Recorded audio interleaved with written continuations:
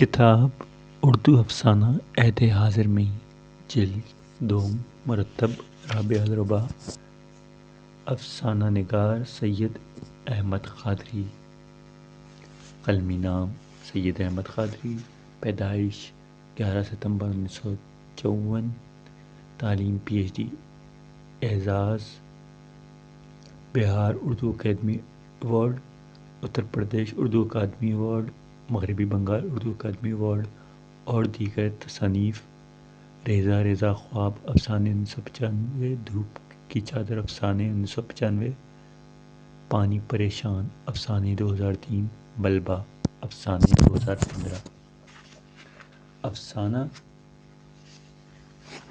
ملبہ Houston سے new York کچھ ضروری کام سے آیا ہوا تھا۔ اسٹین آئرلینڈ جیسے بےحد پرفضا اور خوبصورت علاقہ کے کوبرلی پیلیس میں اپنے ایک دوست جمیل عثمان کے ساتھ قیام پذیر تھا۔ ویکینڈ کو دفتر بند ہونے کے باوجود سویرے ہی جمیل عثمان اپنی کار سے کہیں نکل گئے تھے۔ مجھ سے بھی ساتھ چلنے کو کہا، لیکن میں آج دن بھر آرام کے موڈ میں تھا، اس لیے جانے سے انکار کر دیا۔ لیکن نیند پوری ہو جانے کے بعد میں بوریت سی محسوس کرنے لگا تو شام میں تیار ہو کر باہر نکل آیا۔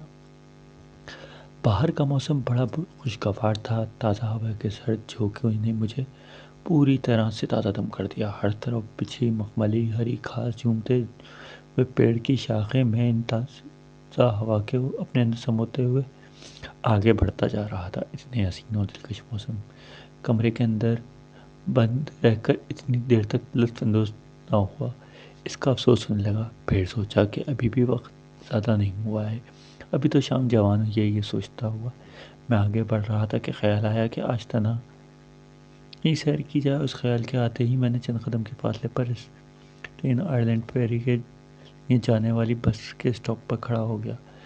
بس کے رکنے کے لیے بٹن کو دبا دیا۔ تھوڑی ہی دیر میں بس آ کر رکی۔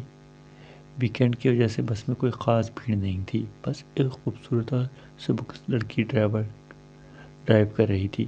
اس نے مسکرا کر میرا استقبال کیا اور کرایہ کے لیے 4 کوارٹر کوائن کو باکس میں ڈالتا ہوا میں آگے کو بڑھ گیا اور ایک خالی سیٹ پہ بیٹھ گیا۔ میرے بیٹھتے ہی بس چل پڑی اور تقریباً آدھے گھنٹے کی مسافت کے بعد اپنے آخری اسٹاپ فیری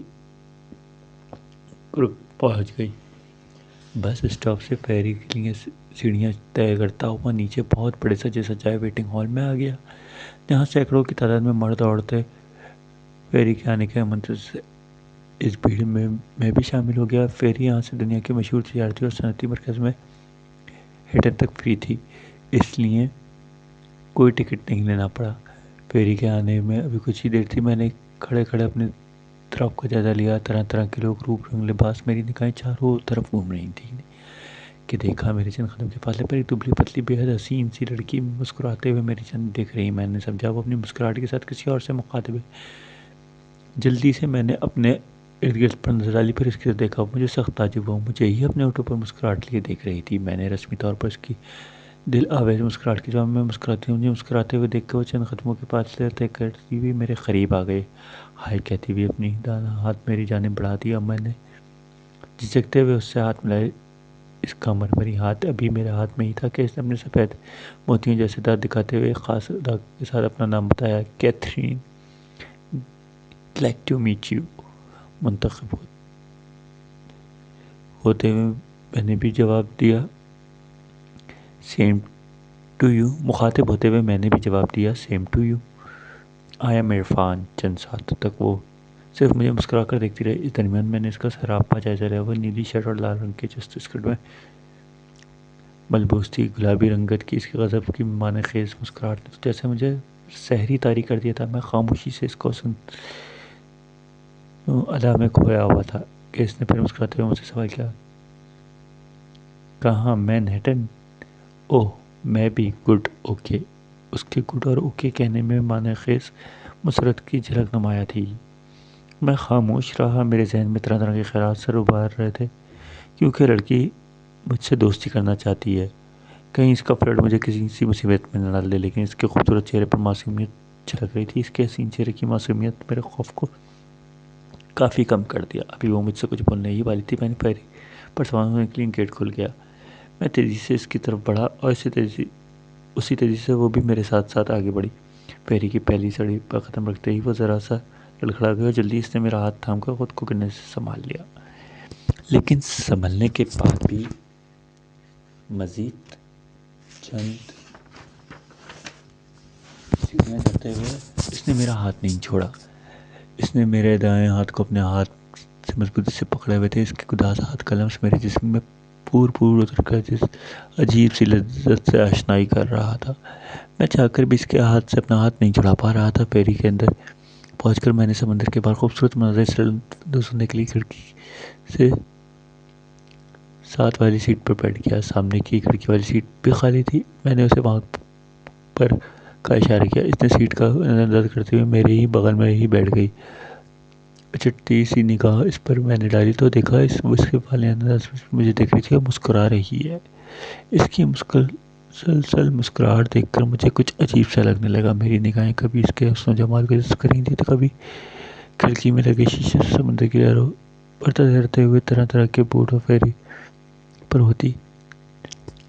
بوٹ پر بیٹھے جوان لڑکے لڑکیاں ایک دوسرے کو چھیڑ رہے تھے اور پانی کی لہروں سے لطف اندوز ہو رہے تھے۔ میں ان مناظر کو غور سے دیکھ رہا تھا۔ اچانک کیتھرین نے میرا ہاتھ اپنے ہاتھ میں لیا اور مجھے اٹھنے کے لیے کہا۔ میں نے کہا نہیں، میں یہاں سے ٹھیک ہوں۔ وہ بس ضد ہو گئی۔ اس کی ضد مجھے اس طرح شوخیاں اپنی یزیت گھلتی ہوئی محسوس ہوئی تو میں انکار نہیں کر سکا۔ زبردستی اس نے مجھے وہاں سے اٹھایا تو کھینچتی ہوئی عرشے پہ لے گئی۔ عرشے پہنچ کر بے اختیار میرے منہ سے واو نکل گیا۔ حسین نظارہ تھا۔ فیری دھیرے دھیرے اپنی رفتار سے آگے بڑھ رہی تھی۔ عرشے پر پہنچ کر ابر آلود آسمان اور چاروں طرف طرح طرح کی سمندری جہاز اور چھوٹی موٹی بوٹ پانی میں تیر رہی تھی۔ ایسا خوبصورت دل فریب سما جو آنکھوں سے ہوتے ہوئے دل و دماغ میں اتر جائے۔ ان کی کیفیات کو بیان کرنا بھی مشکل ہو جاتا ہے۔ انہیں صرف اور صرف محسوس کیا جا سکتا ہے۔ ابر آلود موسم کی ہوائیں خشک اور خنک ہو رہی تھیں۔ وہ میرے بہت قریب آ گئی، اتنے قریب کہ میں اس کے لباس میں رچی بسی پرفیوم کی بھی بھینی بھینی خوشبو کے ساتھ ساتھ اس کی سانسوں کی گرمی کو بھی محسوس کرنے لگا تھا۔ سرد ہواؤں میں اس کی قربت سے پرسکون گرماہٹ کا احساس ہو رہا تھا۔ تھوڑی دیر میں آسمان سے چھوٹی چھوٹی بوندیں ٹپکنا شروع ہو گئیں۔ میں نے عرشا سے اندر چلنے کا اشارہ کیا تو وہ بالکل بچوں کی طرح مچلنے لگی۔ Please stay here, I want to enjoy it. اس کی معصوم التجا پر میں نے اوکے کہہ دیا اور میں نے جیسے ہی اوکے کیا وہ بے اختیار ہاؤ سویٹ کہتی ہوئی مجھے سے لپٹ گئی۔ عرشے پر اور بھی کئی نوجوان جوڑے تھے جو ایک دوسرے سے اسی طرح چمٹے پڑے تھے۔ تھوڑی دیر بعد عرشے پر موجود سبھی کی نگاہیں ایک طرف اڑ گئیں۔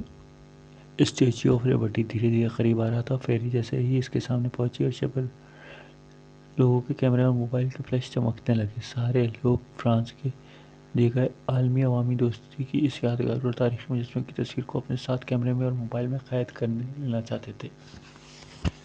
کیتھرین نے بھی اپنا موبائل نکالا۔ پہلے اس نے موبائل مجھے دیا اور مجھ سے ایک خاص ادا کے ساتھ تصویر کھنچوائی۔ پھر اچانک اس نے موبائل قریب کھڑی ایک عورت کے حوالے کرتے ہوئے تصویر لینے کی گزارش کی اور وہ مجھ سے لپٹ گئی۔ عورت نے معنی خیز مسکراہٹ کے ساتھ تصویر لی اور موبائل اسے واپس کر دیا۔ فیری کی رفتار کم ہونے لگی۔ میں نے قریب آ رہا تھا۔ شام کے دھندلکے میں آسمان کو چھوتی ہوئی ڈھیر ساری خوبصورت روشنیوں میں نہاتی عمارتیں جن کے سمندر میں پڑنے والے عکس ایک خوبصورت سما پیدا کر رہا تھا۔ میں یہاں کئی بار آیا تھا لیکن آج کا موسم حسین تھا اور ساتھ ایک حسینیت کی قربت پر مجھے عجیب سی کیفیت میں طاری کر رکھا تھا۔ میں تقریباً تمام نظاروں میں مبہوت ہو گیا۔ جیسے جیسے روشنی میں نہاتی عمارتیں قریب آ رہی تھیں ان کا حسن قابل دید تھا۔ تھوڑی دیر میں فیری لنگر انداز ہوئی۔ فیری سے باہر نکلتے ہوئے کیتھرین نے اس نے میرا اپنا نرم و نازک ہاتھ دیے ہوئے تھی۔ فیری سے باہر نکل کر ٹھنڈ کا احساس بڑھ گیا۔ میں نے تیزی سے آگے بڑھا اور ایک اسٹریٹ میں واقع ایک کیفے میں داخل ہو گیا جہاں کی گرم کافی نے بڑی راحت پہنچائی۔ گرما گرم فرنچ فرائز ساتھ گرم کافی کی چسکیوں کے درمیان کیتھرین مستقل بول رہی تھی۔ اس نے اجنبیت کی حدوں کو بہت جلد پار کر لیا تھا۔ اس طرح مجھ سے گفتگو کی جیسے وہ مجھ سے برسا برس سے واقف تھی، بلکہ بہت قریب بھی ہے۔ مجھے اس کے والے انداز، اس کے دل فریب مسکراہٹ، اس کی گلاب کی پنکھڑیوں جیسے ہوٹوں کے اندر موتیوں جیسے سجائے دانت، چمک گلابی رنگت کے لیے اس کے گال، اس کی اپنائیت، اس کی قربت نے مجھے مدہوش سا کیے رکھا تھا۔ کبھی کبھی ذہن میں خوف کے سائے ابھرتے رہے، نہ جانے کہ اس لڑکی نے مجھے سے ملنے اور قریب ہونے کے پیچھے کیا مقصد ہے، کہیں کسی مصیبت میں نہ پھنسا دے۔ لیکن اس کے حسین چہرے پر کھیلنے والی معصومیت پر میرے خوف پر غالب ہو جاتی۔ میں اپنا سر جھٹکنے لگا، اوہ نو، کہہ دے کہ دیکھا جائے گا، اور سوچ کے ساتھ اس کے ملائم مرمر میری ہاتھوں کو اپنے ہاتھوں سے دباتے ہوئے، اس کے لمس کو اپنے جسم پر پور پور میں اتارتے ہوئے کیفے سے باہر آ گیا۔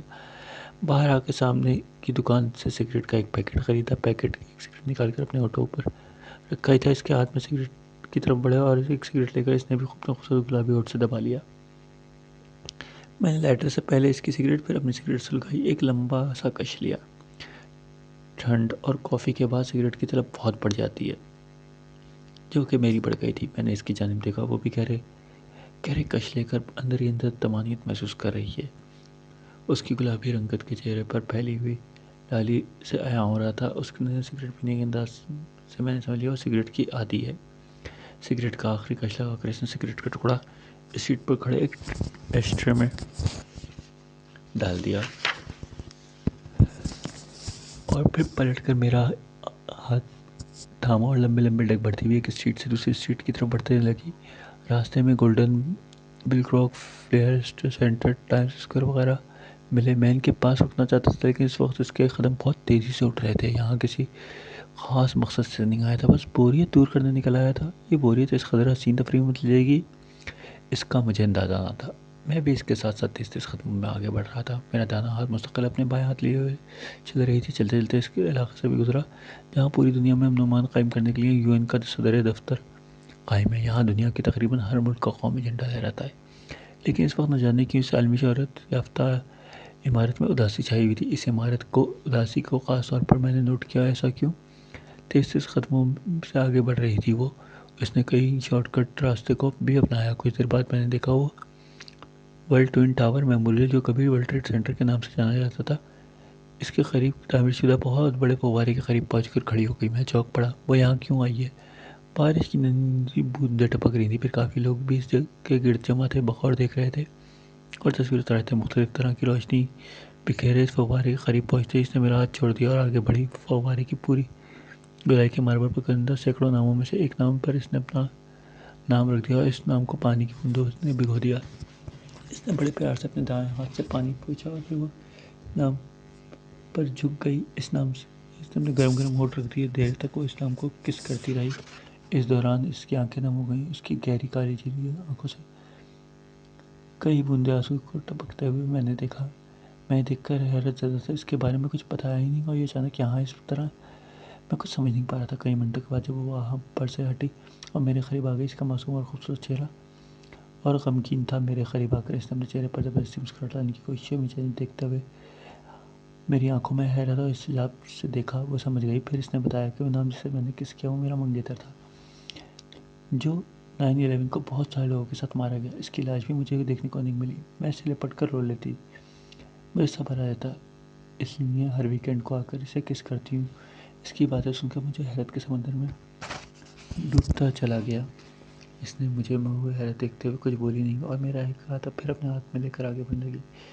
کئی اسٹریٹ کے چکر لگایا ہے۔ اسٹریٹ میں کیفے اور بار تھے، شیشے کے اندر سے کھاتے پیتے ہوئے لوگ صاف نظر آ رہے تھے۔ بوندا باندی کے بعد ٹھنڈ میں اضافہ ہو چکا تھا۔ اس نے ایک بار قریب رک کر میری جانب سوالی نگاہوں سے دیکھا اور مجھے اس بات میں گردن ہلاتے ہوئے دیکھ کر بڑی تیزی سے مجھے ساتھ بار کے اندر داخل ہو گئی۔